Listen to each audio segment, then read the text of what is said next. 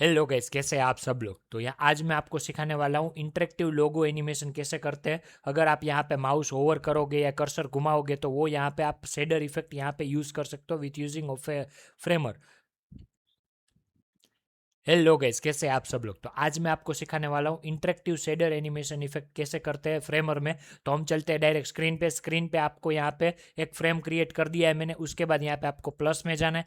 Plus में आप जाओगे ना तो यहाँ पे शेडर मिलेगा, तो वहाँ पे ये जो लोगो में फर्स्ट है उसको आपको यहाँ पे ड्रैग एंड ड्रॉप कर देना है। तो वो यहाँ पे आ जाएगा। अभी जब भी आप प्ले करोगे ना तो शेडर ऑटोमेटिकली प्ले हो जाएगा। ओके, ये अपडेट तो ऑलरेडी था ही। अगर आपको ये भी सीखना है कैसे कैसे ये सब कुछ करना है, क्या क्या उसके टाइप से, तो वो आप यहाँ पे ऊपर यहाँ पे कार्ड आ रहा होगा, वहाँ पे जाके आप सीख सकते हो। डिटेल में मैंने वीडियो बनाया है। तो अभी इंटरेक्टिव एनिमेशन कैसे करते हैं, इंटरेक्टिव शेडर एनिमेशन कैसे करते हैं, तो यहाँ पे आपको जाना है। यहाँ पे आपको सिलेक्ट कर देना है। सिलेक्ट करने के बाद आप बॉटम में राइट साइड पे देखोगे ना तो यहाँ पे माउस का प्रॉपर्टी आ रहा होगा।